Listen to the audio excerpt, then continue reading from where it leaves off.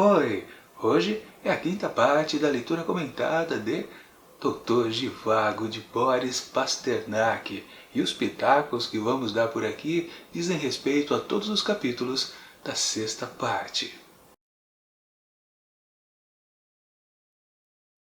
Bom, e aqui estamos em mais um pequeno lote de capítulos super curtos de Boris Pasternak para o seu História de Doutor Zhivago, ou como eu sempre digo, as aventuras de Yuri e também de Lara. Bom, só que não, né? Na verdade, aqui nessa sexta parte, todo o foco da narrativa está concentrado somente no Doutor Zhivago. Lara é apenas citada num certo momento. Aliás, durante todos os capítulos aqui eu fiquei com a sensação, pera, ela não vai aparecer dessa vez e tudo vai ficar mais centrado nele. Porque, vamos combinar, eu já tinha comentado isso em vídeos passados, né? Parece um pouquinho, ou pelo menos parecia, que o autor meio que gostava de enfatizar mais o que acontecia com a Lara do que com o próprio, o que dá nome ao livro, né? O Zhivago em si, o Yuri. E eu ficava com aquilo meio... aquela sensação meio estranha, né? Se bem que a gente sabe, né? Para quem leu bastante os romances de Machado de Assis, daqui a pouco eu vou falar dele também, sabe muito bem que o autor brasileiro sempre tinha aquela pegada, né? De batizar uma obra com um personagem que, na verdade, às vezes ele não tinha destaque ali durante toda a narrativa. Poderia ter acontecido isso aqui também? Sim. Uma história de Lara, mas intitulada Doutor Zhivago. Por que não, né? Mas no fundo eu sei que acho que não vai ser isso que vai acontecer ao longo de todo o livro. Pelo menos tem aquela sensação que eu tenho lá de ter visto o filme décadas e décadas atrás. Aliás, no século passado que eu vi o filme. Mas enfim, o que importa é o que acontece aqui em todos os capítulos aqui dessa sexta parte. E temos basicamente um tom de coisa política, que nós já vimos bastante lá naquele momento, lá no começo. Na verdade a gente estava no primeiro vídeo, ou já no segundo vídeo, agora já não me lembro, mas naquela sequência que tratava das questões das greves operárias que aconteciam lá bem antes da Revolução de 1917, naquele ponto da história estava acho que em 1905, 6 ou 7, uma coisita mais ou menos por aí.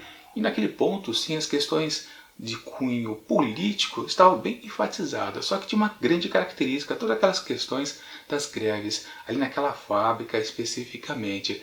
Era uma chuva de personagens, e realmente se você não prestasse atenção, você começava a confundir os nomes dos russos, e sem saber que trocava de personagem aqui e acolá. Nessa passagem aqui, também ainda focado em bastante coisa política, é tudo mais ameno, porque na verdade apenas vai passando pra gente como está se desenvolvendo aquela Rússia que está se transformando. Aí já agora, depois do início da primeira parte da Revolução, que foi em 1917. Depois de um certo tempo, inclusive no texto, passando alguns pequenos capítulos, a gente percebe que é uma passagem de tempo, né? 3 anos decorrem, e a gente vê que, na verdade, acho que a segunda parte da Revolução até que meio que foi engolida, né? Começou com a primeira parte, quando começa o regime ali dos bolcheviques, e depois mesmo que tudo se emenda e fica por isso mesmo. Na verdade, sim, esse lote de capítulos aqui dá um grande apanhado ao político da situação ali dos russos, naquela mudança de comportamento da sociedade. Sempre lembrando, né? Aquela ditadura do proletariado fez que com todo o pessoal que tinha um din-din, pois basicamente tudo foi nivelado na sociedade, todo mundo passou a ser igual. Quer dizer, não foi, né? A gente sabe disso. O que importa é que vai no discurso político lá deles, daquela época, né? Quer dizer, isso vigora até os dias de hoje, mas enfim, não importa. O que vale é que sim, a questão política está muito bem centrada em tudo que acontece por aqui. E para falar a verdade, a gente percebe então que da figura do Yuri, já que está tudo centrado nele, nós vemos apenas... Não dá para dizer que acontecem pequenas mudanças, porque talvez nem isso. Talvez o que a gente pode mais conscientizar aqui é que sim, ele está partidário de tudo que está acontecendo lá naquela época. Sempre lembrando que essa história aqui é contada de alguém que já viveu tudo isso e já passaram muitos anos. As pessoas já estão envelhecidas do que a gente acompanha. Tanto que, claro, né, a gente começou a acompanhar todas essas aventuras aqui, quando os elementos, os personagens principais eram crianças, e agora já estão adultos e tudo mais, mas o pessoal ainda vai envelhecer, vai se passar algumas décadas, com certeza. Mas sim, aquela pegada do Yuri que, pelo jeito, né, sempre tem aquela veia poética, e ele está encarando tudo que está acontecendo aqui nessa transformação da Rússia em algo que ele sim, ele está partidário, ele está gostando dessa transformação, mesmo sabendo que, sim, ele não é que ele era rico, ele já tinha deixado de ser rico, né? Sempre lembrando o começo da história, a família Zhivago era rica sim, mas o pai gastara toda a fortuna. Ele ficou naquelas mais ou menos. Depois, claro, ele trabalhou como médico, não dá para dizer que ele era um homem rico, tinha algumas posses, digamos assim. Então podemos dizer que depois nessa transformação do povo, ele seria um daqueles que estavam com grana e passaram a ter um pouquinho menos para poder se igualar aos outros que eram pobres, estavam lá embaixo e subiram um pouco na condição. Só que é curioso a gente perceber que tudo que é descrito aqui pelo texto, em todas essas situações novas ali daquela sociedade, nós percebemos, peraí, eles eram pobres, mas parece que eles ficaram mais pobres ainda. Porque há uma grande ênfase em todos esses capítulos aqui da sexta parte, que a família Zhivago, o Yuri, sua esposa Tônia e o pai da Tônia, o Alexander, e também o pequeno filho deles, que agora não me vem o nome dele, claro, mas um nome russo que eu não vou decorar, né? Enfim, os 4 elementos ali da família estavam passando fome cada vez mais.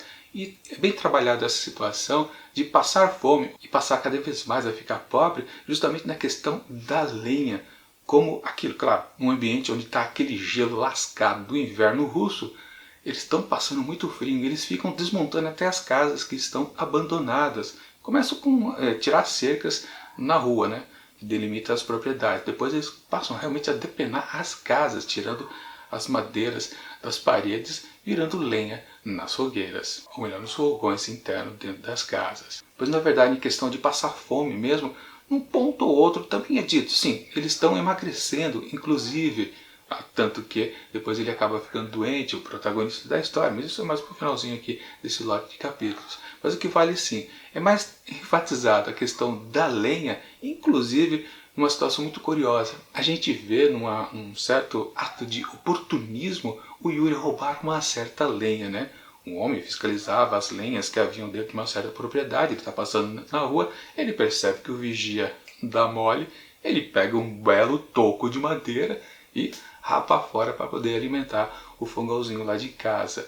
Ou seja, o Yuri se prestou a isso também. Ele acabou roubando lenha para poder, claro, ter um benefício para a sua família. Ou seja, ele está apaixonado, literalmente a gente pode considerar, principalmente por esse poeta, ele está curtindo essa transformação ali da sociedade russa. Ele está se sentindo prejudicado, mas mesmo assim ele não dá o braço a torcer, porque ele está gostando dessa transformação que está acontecendo. Naquele idealismo que ele tinha lá da sua juventude. É sempre bom frisar isso e também, claro, esse espírito que ele tem do lado poético, de encarar as coisas com uma certa maravilha. Ele não vê ainda, talvez, as coisas tenebrosas da existência humana, mesmo ele sendo médico, e sempre lembrando que também foi bem enfatizado pelo texto, lá quando ele ainda estava no começo do seu curso de medicina, como ele trabalhou muito ali na seção, na dissecação dos cadáveres, tentando entender todo o esquema do corpo humano, ou seja, a morte em si também está impregnada dele, mesmo porque, claro, a história começa justamente quando ele perde a sua mãe. A poesia dele, no fundo, a gente pode considerar como sim uma poesia triste, essencialmente, ela não é feliz. Mas, por enquanto, ele vive sim uma certa alegria de perceber que tudo está se transformando, mesmo que já se perceba uma grande burocracia ali em todo esse novo ambiente político. É mostrado as questões dos comitês, que para todo lado tem comitê. Ou seja, as pessoas vão se colocando em pequenos blocos e também já é muito enfatizado que há as ameaças, ou seja, todo mundo que começa a questionar, peraí, isso aqui está virando uma bela de uma porcaria, pior do que já estava antes. Mas quem diz alguma coisa, quem levanta um pouquinho a voz, já começa a ser ameaçado. Vou denunciar você, fique calado, já avisei, já dei o último aviso, né? Pois é assim que a banda começou a tocar lá por aqueles tempos. Mas ele está gostando. Não tem o posicionamento da Tônia, se eu não me engano, mas do pai de Tônia, ele é meio assim, contrário um pouco a tudo isso. Para lembrar, né, que vários personagens voltaram a aparecer, principalmente talvez o tio lá do Yuri, que foi a sua salvação quando ele ficou completamente órfão.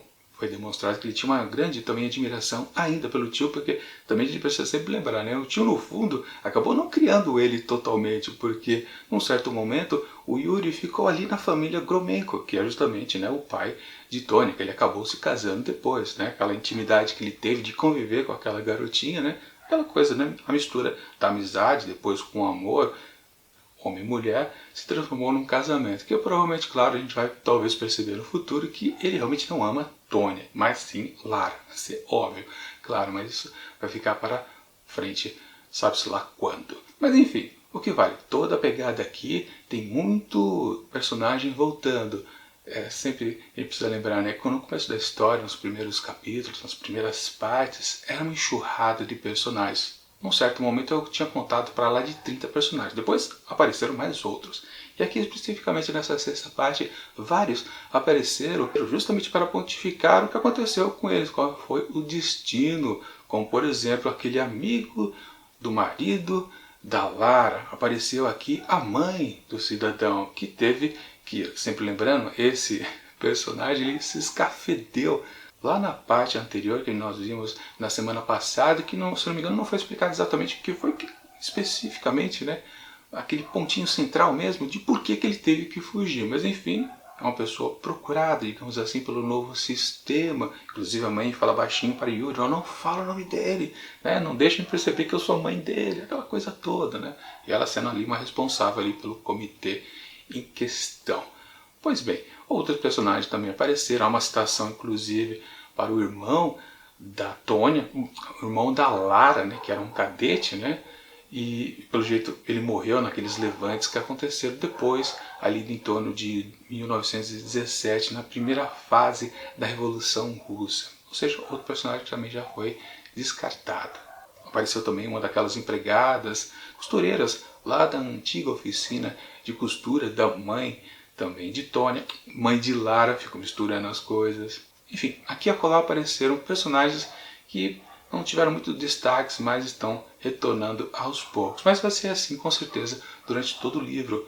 O Boris Pasternak gosta de você olhar disso, que aliás é uma coisa que eu sempre comentava também, né? Voltando um pouco a Machado de Assis, que sempre ele trabalha com um elenco muito curto, o nosso escritor brasileiro, mas sempre que aparecia um certo personagem, você poderia dizer, apareceu e já sumiu.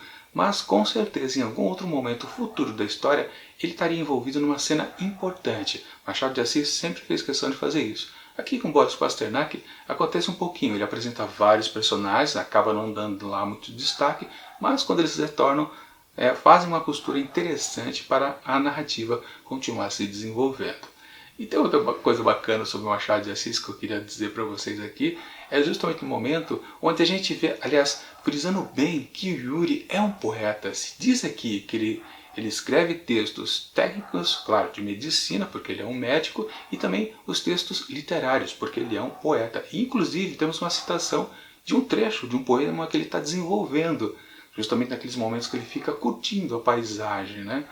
E vem aquela inspiração, aquela veia poética, né? E ele tem a rima, né? Que é justamente o primeiro verso do poema e o último. Quando eu li aquilo, eu comecei a dar risada, que claro, eu lembrei de Machado de Assis. Por quê? Bom, se não me falha a memória, né? Foi em Dom Casmurro, que Bentinho, apaixonado lá por Capitu, ele também tem esse rasgo de querer expressar seu sentimento complexo, completamente apaixonado, mas ele não consegue desenvolver uma poesia, né? Porque ele não tem a veia poética. Ele só consegue formular algo para começar o poema e terminá-lo. Mas o miolo, que é exatamente onde se desenvolve toda a ideia emotiva da coisa poética, ele não consegue. E quando eu vi isso aparecendo aqui no texto do Dr. Zhivago, eu falei, caramba, será que o Boris Pasternak leu Machado de Assis e se lembrou dessa passagem de Bentinho? Pois é, provavelmente sim. Mas enfim, não dá para dizer, afirmar.